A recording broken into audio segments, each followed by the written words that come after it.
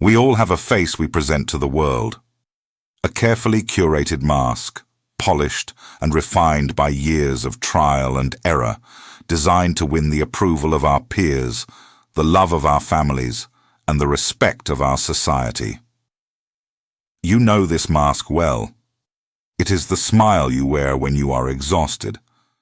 It is the polite nod you give when your soul is screaming in disagreement. It is the quiet, agreeable version of yourself that walks through the corridors of your daily life, making sure not to take up too much space, not to be too loud, too aggressive, or too weird. We spend an enormous amount of our vital energy upholding this facade, but in the quiet moments, when the room goes dark, when the distractions fade, and when you are left alone with the beating of your own heart, you can feel it, can't you? You can feel the presence of something else, something heavy, something vast, untamed and restless, pacing just beneath the floorboards of your conscious mind. You are not alone in this feeling, my friend. What you are sensing is not a flaw in your design, nor is it a sign of your unraveling. It is the most profound and misunderstood dimension of your very existence. You are sensing the presence of your shadow.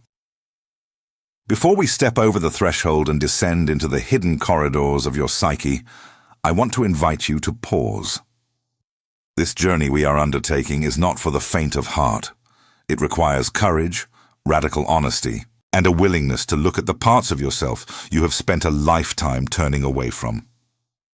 If you are ready to stop running from your own depths, if you are ready to claim the totality of who you are, then I ask you to join me. Subscribe to this channel and like this video. Consider it your toll for crossing the river. Liking and subscribing is not just a digital gesture. In this space, it is a declaration of intent. It is you planting a flag in the ground and saying, I am ready to elevate.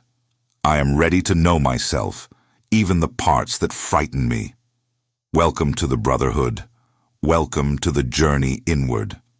Our guide for this descent is a man who mapped the uncharted territories of the human soul better than perhaps anyone else in modern history. The Swiss psychiatrist Carl Jung. Jung was not a man who was satisfied with the surface of things.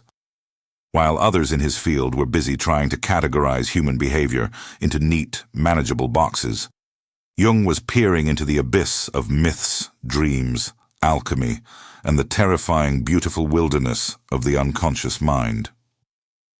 He understood that human beings are not simple, rational creatures operating entirely in the light of day. We are deeply complex, dualistic beings. For every towering peak in our personality, there is an equally deep valley. For every bright, noble virtue we possess, there is a dark, opposing force waiting in the wings. Jung gave a name to this dark, unseen counterpart of the conscious ego. He called it the shadow. To understand the shadow, you must first understand how your sense of self was formed. When you were born, you were entirely whole. You were a magnificent, vibrating sphere of pure potential. You possessed the capacity for boundless love and terrifying rage, for profound generosity and absolute selfishness, for gentle compassion and ruthless aggression. You were the entire spectrum of the human experience, unapologetic and unfragmented. But this state of absolute wholeness cannot last. It is the tragic and necessary price of admission into human society. As you grew, you learned very quickly that not all of your vast, brilliant spectrum was acceptable. You learned through the subtle cues of your parents, the strict rules of your teachers, and the unspoken laws of your culture that certain behaviors brought you love, safety, and warmth, while other behaviors brought rejection, punishment, and isolation. You learned that being quiet, obedient, and helpful earned you a place at the table. You learned that being angry, greedy, or overly sexual got you banished to your room. And so, being a highly adaptable creature desperate for survival and connection, you began to split yourself in two. You took all the traits that were deemed good, your kindness, your work ethic, your politeness, your agreeableness, and you built a monument out of them. Jung called this monument the persona. The persona is the mask I spoke of earlier. It is the PR manager of your psyche, the representative you send out into the world to interact with others. But what happened to the rest of you? What happened to the anger that wasn't allowed? What happened to the grief that was too messy for your family to handle? What happened to the wild, instinctual, primal energy that simply didn't fit into the sterile boxes of modern schooling and civilized life? It did not disappear. Energy never simply disappears. Instead, it was pushed down. You took all the unacceptable, unlovable, dangerous, and inconvenient parts of yourself and you shoved them into a heavy, invisible bag that you drag behind you. This bag is your shadow. In the words of the great poet Robert Bly, we spend our life until we're 20 deciding what parts of ourselves to put into the bag, and we spend the rest of our lives trying to get them out again. The shadow is the psychological repository of everything we cannot or will not acknowledge about ourselves. It is the dumping ground for our repressed desires, our uncivilized impulses, our perceived weaknesses, and our moral failings. But I want to make something incredibly clear, my friend, and this is where so many misunderstand Jung's work. The shadow is not inherently evil. Let me say that again, because it is the key that will unlock your chains. Your shadow is not evil. It is simply unlived life. It is the unlit half of the moon. Yes, it contains your capacity for cruelty, your hidden prejudices, your selfishness, and your capacity for violence, but it also contains your raw power. It contains your unbridled creativity. It contains your fierce, animalistic boundaries. It contains the very vitality and life force that you feel you are missing when you are exhausted by the demands of your persona. When you repress a part of yourself, you don't just repress the negative expression of that trait, you repress its positive potential as well. Think of the man who was told as a young boy that boys don't cry and that vulnerability is weakness. He stuffs his sorrow and his emotional sensitivity deep into the shadow bag. As a result, he grows up to be a stoic, unfeeling adult. He thinks he has conquered his weakness, but in reality, he has impoverished his soul. By burying his sorrow, he has also buried his capacity for deep joy, his ability to emotionally connect with his partner, and his capacity for profound empathy. His life becomes grey and mechanical. Think of the woman who was taught that a good girl is always selfless, always polite, and never raises her voice. She stuffs her righteous anger, her assertiveness, and her personal ambition into the bag. She becomes a chronic people-pleaser, constantly taken advantage of by others. She thinks she is being virtuous, but she is secretly burning with a low-grade, chronic resentment. By burying her aggression, she has also buried her ability to defend herself, her capacity to set boundaries, and her raw authoritative power. This is the tragedy of the unexamined shadow. In our desperate attempt to be good, to be liked, and to be acceptable, we amputate our own limbs. We willingly walk through life as fractions of ourselves, disconnected from our deepest wells of energy. And the shadow does not like to be ignored. It is not a passive garbage dump. It is a living, breathing, autonomous entity within your mind. It possesses its own will, its own desires, and its own voice. The more you ignore it, the more you starve it of oxygen and light, the denser and more hostile it becomes. Jung famously noted that the shadow goes down into the realm of the unconscious, and there it ferments. It mutates. What started as a natural human impulse, when repressed, turns into a monstrous, distorted version of itself. Natural, healthy sexuality, when repressed by religious puritanism, twists into deviance and perversion. Natural, healthy aggression, when repressed by a society that demands absolute docility, ferments into passive aggression, bitterness, or sudden explosive fits of uncontrolled rage. Have you ever done something completely out of character? Have you ever said something terribly cruel to someone you love, only to look back a moment later and wonder, where did that come from? That wasn't me. But it was you. It was the shadow, taking the wheel. When we refuse to consciously acknowledge the dark forces within us, they do not go away. They simply go underground, pulling the strings of our behavior from behind the curtain. We become puppets to our own unrecognized depths. We sabotage our own success. We destroy our own relationships. And we engage in self-destructive habits, all while our conscious ego stands by, baffled and helpless, wondering why we can't just be better. You cannot outrun your shadow. You cannot medicate it away. You cannot meditate it away with false positivity. And you certainly cannot defeat it by building a stronger, shinier persona. The more light you try to manufacture on the surface, the longer and darker the shadow you cast behind you. The task of the elevated man, the true seeker, is not to become a creature of pure light. Perfection is a childish fantasy. The goal of human development, as Jung saw it, is not perfection, but wholeness. And wholeness demands that we turn around and face the darkness we have been running from. It demands that we untie the heavy bag we have been dragging behind us for decades, reach our hands into the muck, and pull out the discarded fragments of our own souls. This is the threshold of the hidden self.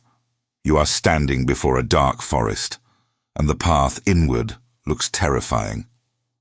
But I promise you, brother, the monsters you fear are entirely of your own making.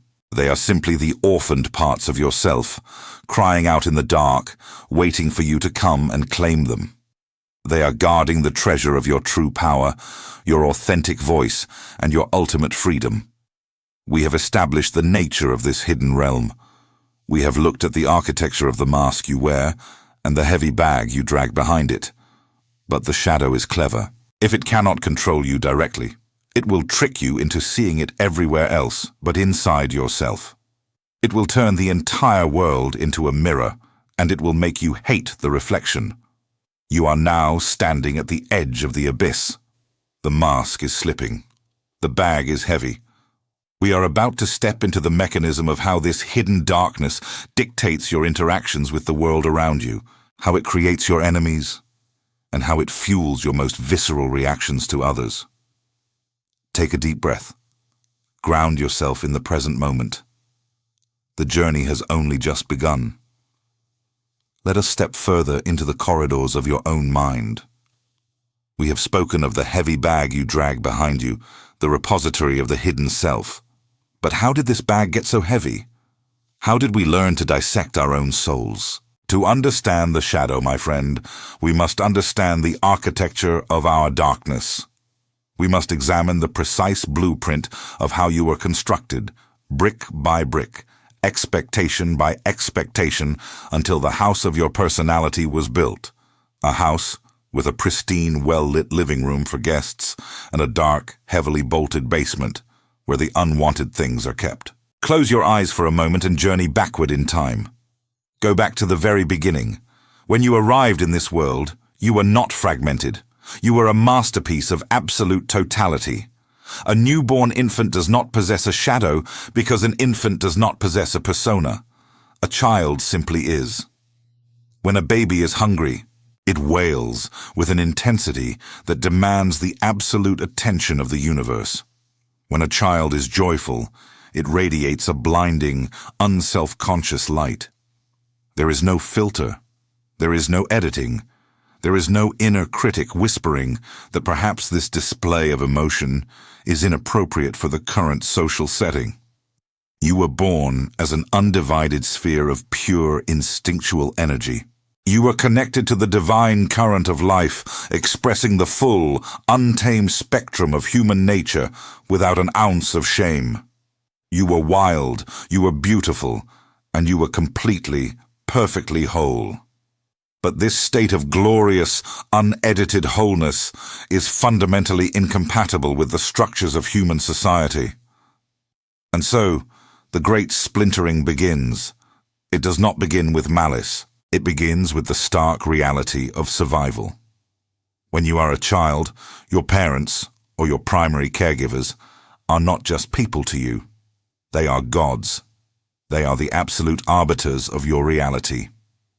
Your physical survival, your need for food, shelter, and protection depends entirely on their goodwill. But more than that, your psychological survival depends on their love. You crave their approval with a biological desperation. You need to know that you belong, that you are cherished, that you are safe in their presence. Because you are highly intelligent and exquisitely attuned to your environment, you began to study these gods. You became a masterful observer of what made them smile and what made them frown. You noticed that when you shared your toys, a warm beam of approval washed over you. Your developing mind noted that generosity equals love, and generosity equals safety. You kept this trait in the light. But you also noticed that when you threw a tantrum because your desires were thwarted, the gods grew angry. They withdrew their warmth. They sent you to your room, isolating you. The withdrawal of a parent's love is interpreted by the child's nervous system as a literal threat of death. Your mind concluded that anger brings abandonment, anger brings isolation, and so you decided you must hide it. This is the profound tragedy of our early development. In order to secure the love we desperately need, we willingly agree to amputate parts of ourselves. We perform a psychological surgery upon our own souls without even realizing the blade is in our hands. We take the knife of societal expectation and we slice away the traits that make our caregivers uncomfortable. If you grew up in a home where peace and quiet were valued above all else, you took your exuberance, your loudness, and your chaotic, joyful noise, and you banished it to the basement. If you grew up in a home where vulnerability was seen as a weakness, you took your tears, your sensitivity, and your need for comfort, and you locked them away in the dark. You traded your wholeness for your safety.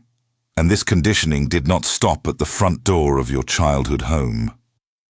As you grew, you were sent out into the wider world, into the great industrial machinery of the modern schooling system and polite society. Here, the architecture of your darkness became even more rigid, the walls thicker, the locks heavier. Schools, by their very design, are not built to cultivate the wild, untamed genius of the individual human soul. They are built to produce compliant, predictable citizens who can sit still, follow instructions, and operate within the narrow parameters of an economic system. You learned that daydreaming was a waste of time. You learned that challenging authority was a punishable offense. You learned that your primal bodily instincts, your need to move, to explore, to aggressively question the nature of things, were disruptive and inherently bad. With every rule, with every reprimand, with every societal expectation, the basement of your psyche grew larger and the door was bolted more tightly. Think about the sheer volume of human experience we are forced to repress in order to be considered civilized. We are animals, my brother. We are apex creatures with millions of years of evolutionary history hardwired into our nervous systems. We possess deep, primal instincts for dominance, for territoriality, for raw, unfiltered sexuality, and for fierce, protective aggression. But the modern world demands that we pretend these ancient instincts do not exist. We are told to wear a suit, sit in a cubicle under fluorescent lights, stare at a glowing screen, and politely smile at people we actively despise. We are forced to domesticate the wolf inside us, turning it into a lapdog that performs tricks for a paycheck. Let us look closely at what you have locked down there in the dark. Let us look at anger. From a very young age, most of us are taught that anger is a negative, toxic emotion. We are taught that good people, spiritual people, elevated people, do not get angry. But anger in its pure, uncorrupted form, is not a destructive force. Anger is the biological mechanism of boundary setting. It is the holy fire that rises in your belly when your sovereignty is being violated. It is the vital masculine energy that says, "No, you may not treat me this way. You may not cross this line." When you repress your anger, when you banish it to the shadow because you were told it makes you a bad boy, you do not become a more peaceful person. You become a defenseless one.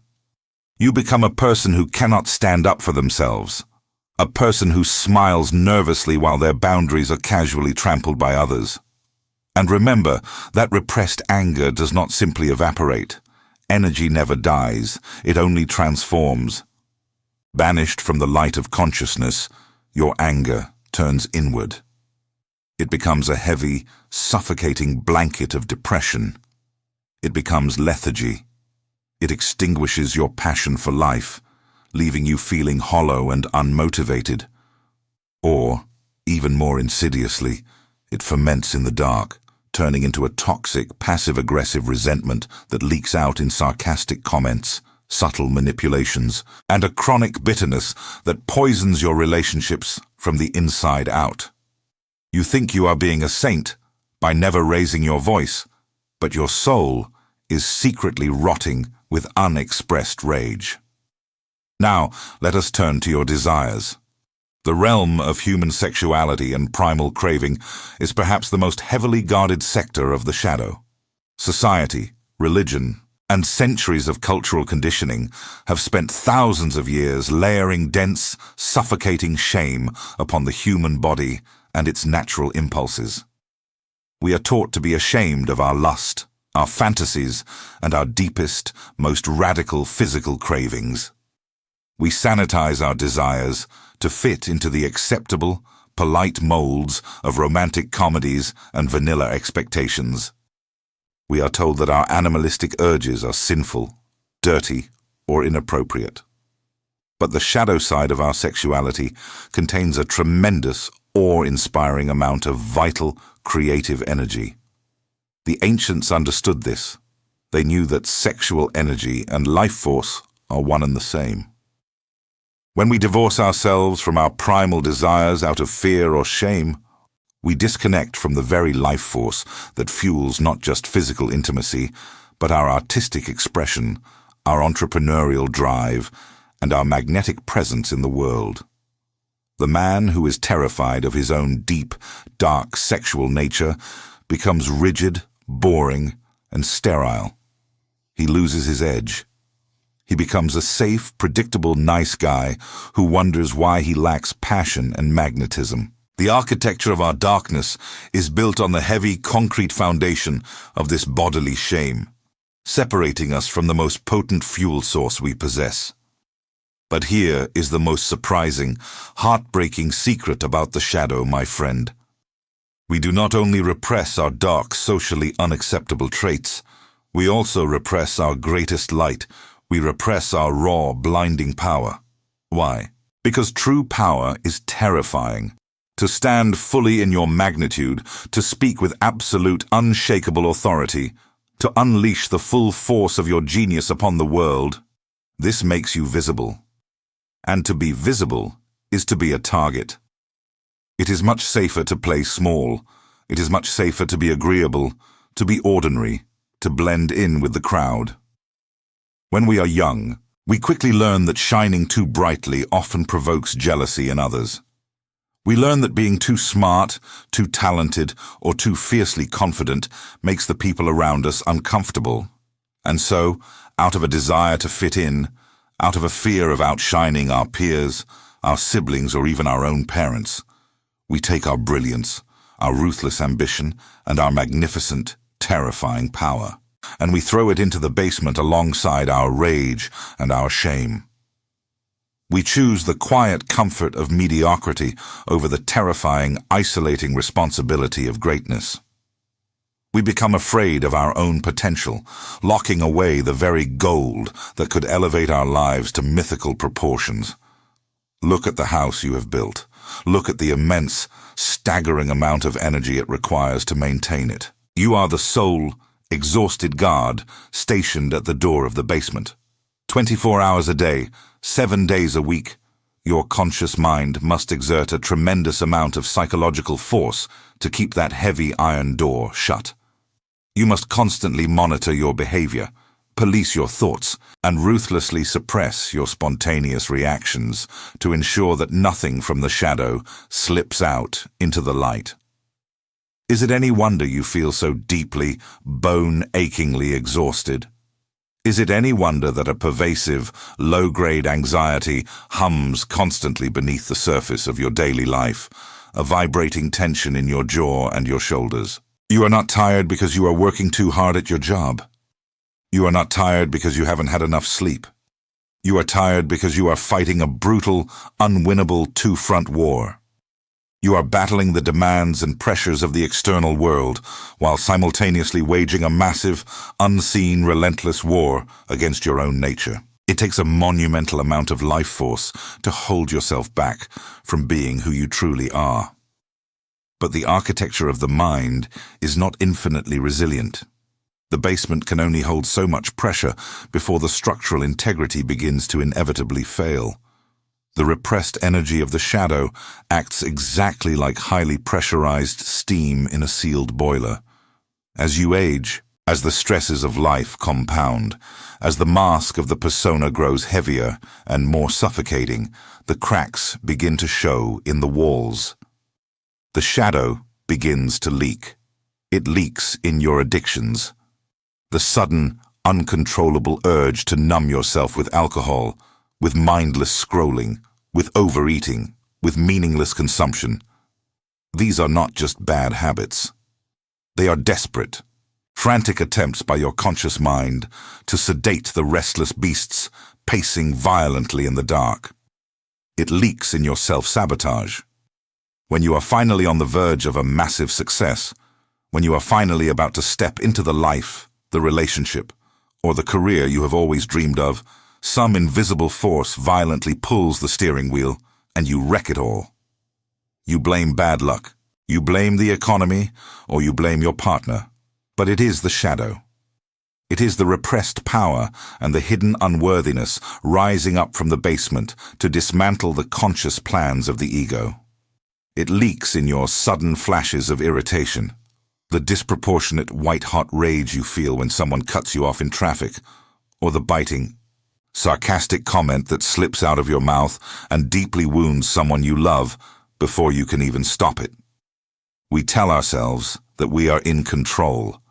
We desperately want to believe that we are rational actors, making logical decisions based on our conscious desires and moral compass.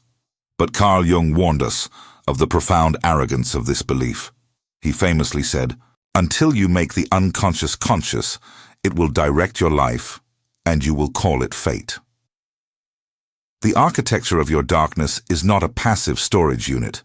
It is the hidden, roaring engine driving the vehicle of your entire life. The parts of yourself that you have disowned do not disappear. They simply take the wheel when you are not looking, steering you into chaos and confusion while you sit in the passenger seat, bewildered. To elevate, my friend, to truly rise to the full, magnificent stature of your manhood and your humanity, you must become an architect of an entirely different kind. You must become willing to actively dismantle the very structures that have kept you safe, small, and comfortable. You must be willing to walk down the stairs, unlock the heavy iron door, and step directly into the pitch black of your own basement. You must learn to breathe the dusty air of your own repressed history. You must learn to see in the dark. But the shadow is incredibly clever. It is a master of disguise and evasion. It knows that if you look directly at it, if you face it head-on, you might begin to integrate it and strip it of its autonomous power. And so, it employs a brilliant, devastating defense mechanism to keep you looking outward rather than inward. It creates an optical illusion so utterly convincing, so emotionally intoxicating, that it ensnares almost every human being on this planet. It takes its own monstrous face and projects it onto the people around you. It turns your neighbors into demons, your romantic partners into unbearable enemies, and the world into an endless, exhausting battlefield, all to ensure that you never realize the war is happening entirely inside your own mind. You have seen the architecture of your darkness. You know how the basement was built, why the walls are so thick, and the terrifying, beautiful things you have locked inside it. But now, we must examine how this hidden darkness warps your perception of reality itself. We must look at the devastating illusion that keeps you trapped in an endless cycle of conflict, trigger, and resentment. We must look at the mirrors we despise. The descent is steepening, my brother. Ground yourself. The journey grows deeper. Stay with me. We have walked through the architecture of your hidden self. We have seen the heavy, locked door of the basement and the desperate, exhausting energy it takes to keep it shut. But the psyche is not a static thing. It is a dynamic, brilliant, and often terrifying ecosystem. The shadow, locked away in the dark, does not simply sit quietly, waiting for you to eventually grant it permission to speak. It is a living force, desperate for expression. And because your conscious mind, your carefully constructed persona, refuses to acknowledge it directly, the shadow must find another way to be seen. It must find a canvas. And so, it uses the greatest, most devastating defense mechanism known to human psychology. It uses projection. Imagine, for a moment, that inside your mind there is a cinema projector. The film running through this projector is composed of all the traits, desires, and insecurities you have banished to the basement. You are the projectionist, but you are entirely unaware that the machine is running. You look out into the world, at your family, your friends, your co-workers and strangers on the internet, and you believe you are seeing them clearly. You believe you are seeing objective reality, but you are not.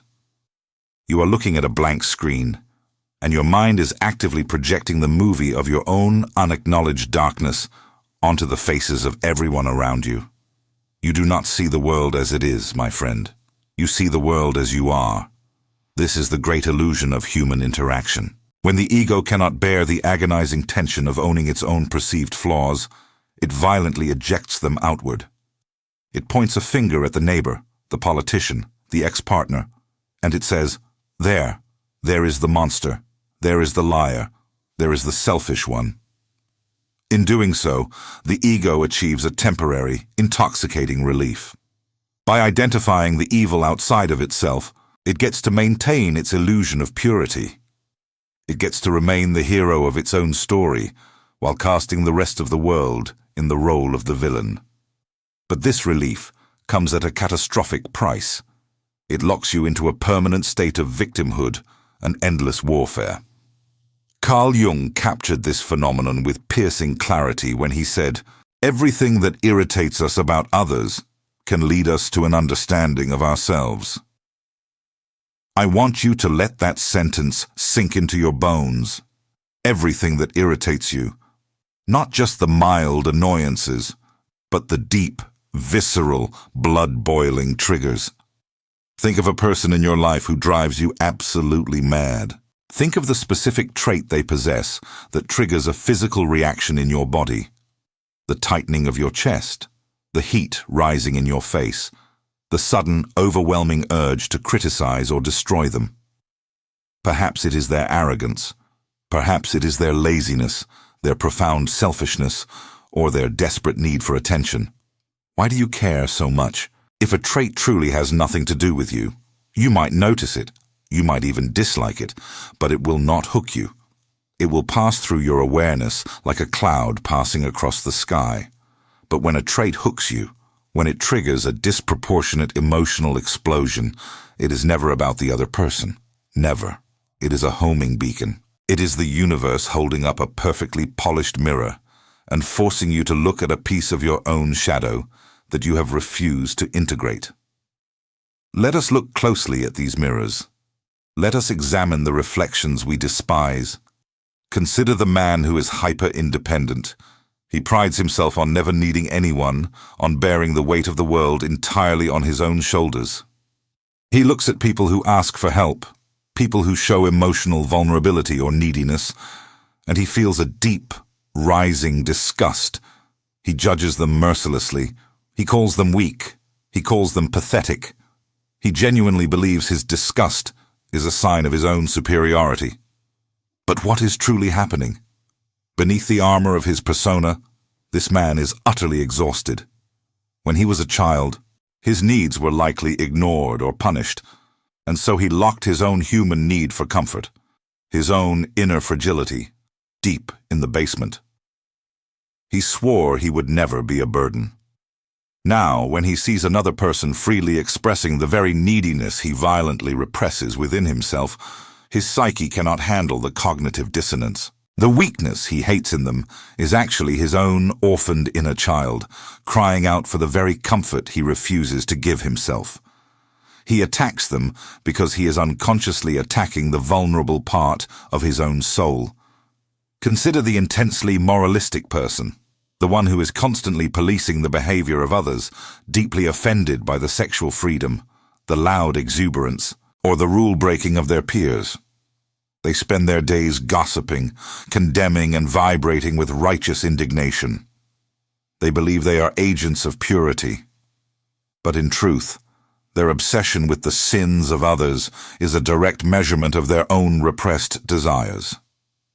The energy they spend condemning the wildness of others is the exact amount of energy required to keep their own wild, untamed, and perfectly natural animal instincts locked in the dark.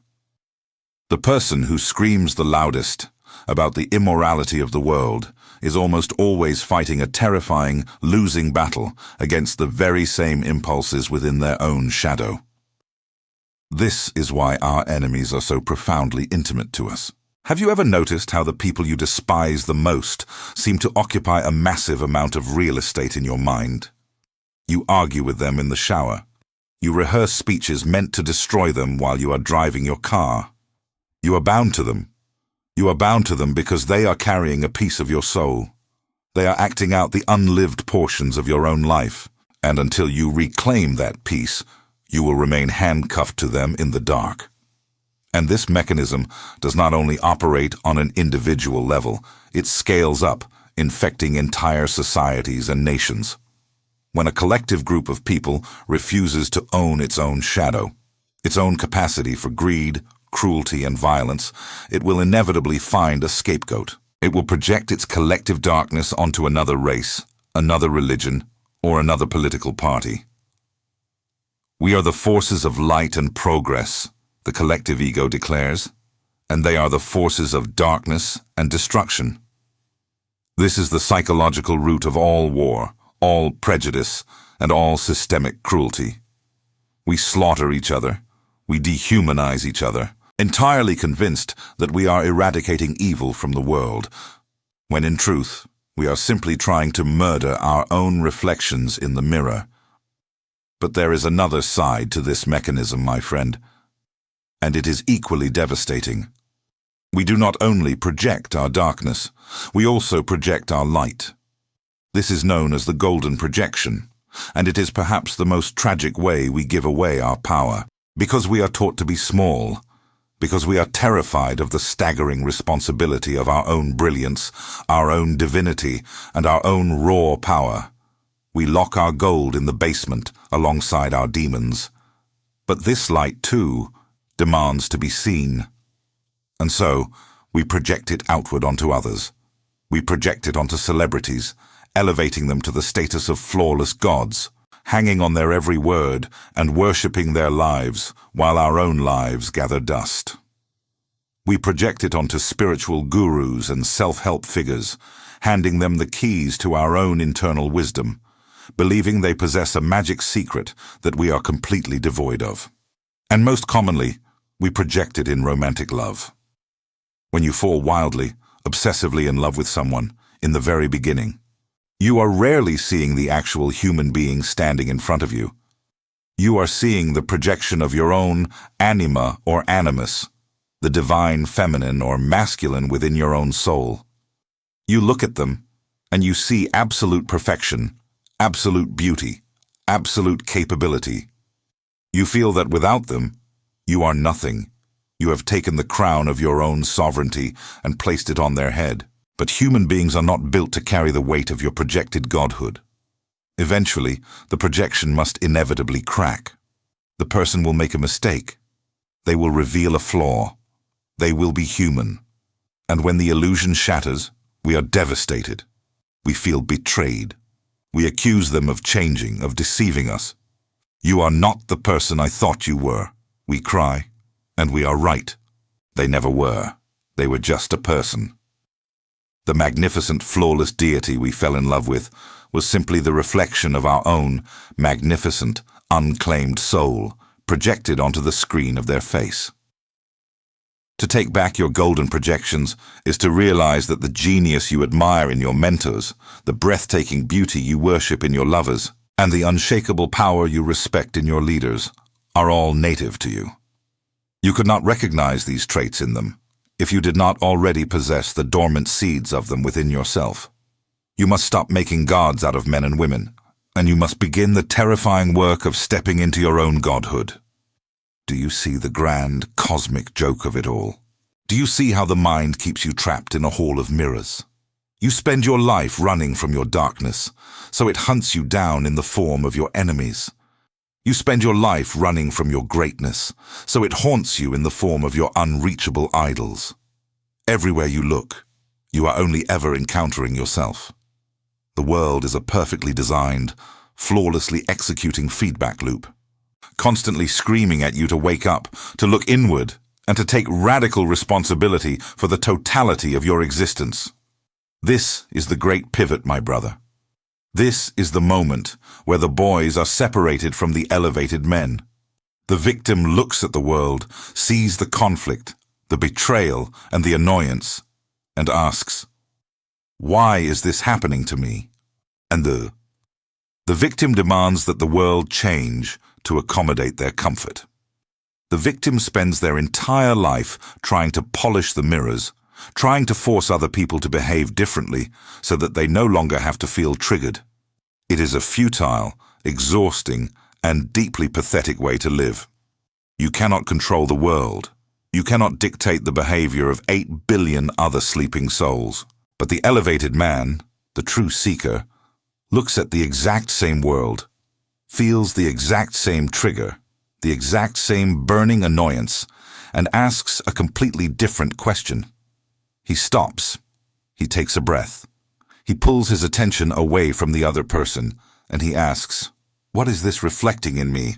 What part of my own soul is crying out for integration? What am I refusing to own?" When you make this shift, your entire reality changes. Your enemies are no longer villains. They are your most profound, albeit clumsy, teachers. The coworker who infuriates you is a guru, placed in your life specifically to show you where your boundaries are weak or where your own suppressed arrogance lies. The partner who triggers your deepest wounds is a sacred mirror, reflecting the exact childhood traumas you have refused to heal. Every conflict becomes an invitation. Every trigger becomes a map. The world is no longer a hostile territory you must defend yourself against. It is a meticulously designed school of self-realization. But to walk this path, you must lay down your weapons.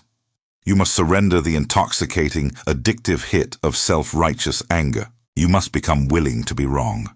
You must become willing to say the hardest, most liberating words a human being can ever utter. It is not them. It is me.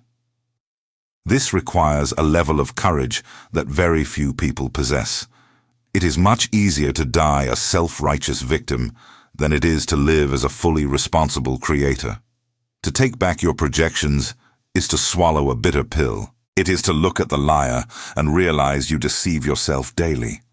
It is to look at the coward and realize you run from your own fears. It is to look at the tyrant and realize how ruthlessly you dominate your own inner world. The mirrors are shattering, my friend. The illusions are dissolving. The villains and the heroes of your external world are fading back into the mist, leaving you standing alone in the center of your own life. There is no one left to blame. There is no one left to save you. There is only you, and the heavy bag you have been dragging behind you. We have explored the architecture of this darkness. We have unmasked the illusions that keep you running from it. Now, the time for theory is over. The time for observation has passed. We are standing at the threshold of the final phase. It is time to open the bag. It is time to sit with the monsters. It is time for the alchemy of wholeness. Prepare yourself, brother. The ultimate transformation is at hand. We have arrived, my brother. We have descended the winding, darkened staircase of your own mind. We have examined the heavy, suffocating mask of the persona that you wear for the world. We have mapped the architecture of the basement where you have locked away your most primal, terrifying, and magnificent traits. We have shattered the great illusion of projection, realizing that the enemies and idols you see in the world are nothing more than the orphaned fragments of your own soul staring back at you. You have stood before the mirrors, and you have finally recognized your own face. Now, you stand before the heavy iron door of the basement. The key is in your hand. This is the moment where theory ends and profound, visceral transformation begins. This is the realm of psychological alchemy. Carl Jung spent the latter half of his life deeply immersed in the study of ancient alchemy. To the uninitiated, alchemy was the foolish, superstitious attempt by medieval men to turn physical lead into physical gold. But Jung understood that the true alchemists were not talking about literal metals. They were speaking in a deeply coded, symbolic language about the most agonizing and beautiful process a human being can undergo: the transformation of the soul. They were talking about taking the dense, heavy, unrefined lead of our repressed darkness, our trauma, our rage, our shame, and purifying it in the fires of conscious awareness until it turns into the pure, indestructible gold of psychological wholeness. This process begins with a stage the alchemists called the nigredo, the blackening. It is the descent into the dark night of the soul. To integrate the shadow, you must first be willing to sit in the pitch black without rushing to turn on the lights. You must be willing to sit with your own monstrousness, your own capacity for cruelty, and your own profound selfishness, without flinching and without judging yourself. For your entire life, your default reaction to these dark aspects of yourself has been violent rejection. The moment a shameful memory surfaces, the moment an unacceptable desire arises, or the moment you feel a surge of terrifying, irrational anger, your conscious ego panics. It immediately goes to war. It tries to numb the feeling with distraction. It tries to rationalize it away. Or it aggressively suppresses it, shoving it back down into the basement and slamming the door shut. Shadow work is the radical, counterintuitive act of doing the exact opposite. It is the act of dropping your weapons. Imagine that the shadow is not a demon, but a starving, terrified wild dog that you have kept locked in a cage in the dark for 20 years. If you open the door and immediately try to beat the dog into submission, it will rip your throat out. This is what happens when we try to conquer or destroy our dark impulses. They violently overpower us. But if you open the door, sit quietly on the floor, and simply hold space for the dog, if you let it bare its teeth, if you let it snarl, and you do not run away, eventually, the dog will realize you are no longer a threat. It will approach. It will let you feed it. And eventually, that terrifying wild beast will become the fiercest, most loyal guardian of your house. To integrate your shadow, you must become the calm, unshakable witness to your own internal wilderness. How do we do this practically? It begins in the exact moment you are triggered. The next time you feel that sudden white-hot surge of irrational anger at a coworker, or that deep, sickening twist of jealousy when you see someone else succeed, or that overwhelming urge to judge and condemn a stranger. Stop. Do not speak. Do not type the angry comment. Do not lash out. Close your mouth and pull your attention inward with absolute, ruthless focus. The trigger is the rope that leads directly down into the basement. Follow it. Notice the physical sensation in your body. Notice the heat in your chest, the tightness in your throat, the rapid beating of your heart. Do not try to make the feeling go away. Do not try to fix it. Just breathe directly into the center of the fire. Say to yourself, I am feeling a profound rage right now. I am feeling a terrifying jealousy. I am feeling the desire to destroy. By naming the darkness without judging it, you strip it of its autonomous power. You are no longer possessed by the shadow. You are observing it. You have stepped out of the raging river and are now standing on the bank, watching the violent water rush past. Once you have established this space of witnessing, you must engage in what Jung called active imagination. You must literally dialogue with the entity in the basement. This requires you to suspend your disbelief and treat the fractured parts of your psyche as if they were living, breathing individuals. In the quiet of your own room, perhaps with a journal and a pen, ask the dark, triggered part of yourself to step forward. Ask your anger. Why are you screaming so loudly? What are you trying to protect? Ask your jealousy. What are you terrified that we are missing out on? What is the unmet need beneath this venom? Ask your inner tyrant, why do you feel the need to control everything and everyone around us? What are you so deeply afraid of? And then, you must listen. You must listen with the compassionate, unwavering ear of a wise father listening to a frightened child. Because beneath the monstrous, frightening exterior of every single shadow aspect, there is a fundamental, deeply human need that has been starved of light. Your explosive rage will tell you that it is screaming because your boundaries are constantly being violated, and it is the only one who cares enough to protect you. Your bitter jealousy will tell you that it is weeping because you have abandoned your own dreams, and it hurts too much to watch others live them out. Your rigid need for control will confess that it is terrified of the chaotic, unpredictable nature of the universe, and it is just trying to keep you safe from being hurt again. When you truly hear the cries of these orphaned parts of yourself, the judgment dissolves. It is replaced by a profound, shattering wave of grief and compassion. You realize that you have been at war with your own protectors. You realize that the monsters in the dark were just the mutilated fragments of your own power, twisted by decades of neglect and misunderstanding. This brings us to the final, most glorious stage of psychological alchemy: integration. Integration does not mean acting out your darkest, most destructive impulses. It does not mean you become a tyrant, a criminal, or a cruel, selfish animal. That is possession, not integration. Integration means extracting the pure, vital life force, the gold, from the repressed trait, and discarding the destructive, unconscious lead. If you have spent your life repressing your anger to be a nice guy, integration means reclaiming the pure, protective fire of that anger. You no longer let it explode unconsciously in traffic or leak out in passive-aggressive comments. Instead, you consciously harness that fire to set unapologetic boundaries in your life. You use it to fuel your ambition. You use it to stand up for yourself with a calm, dangerous, and perfectly controlled authority. You take the sword out of the basement, you polish it, and you wear it on your hip. You do not strike innocent people with it. But everyone around you knows that you are armed and that you are not to be trifled with.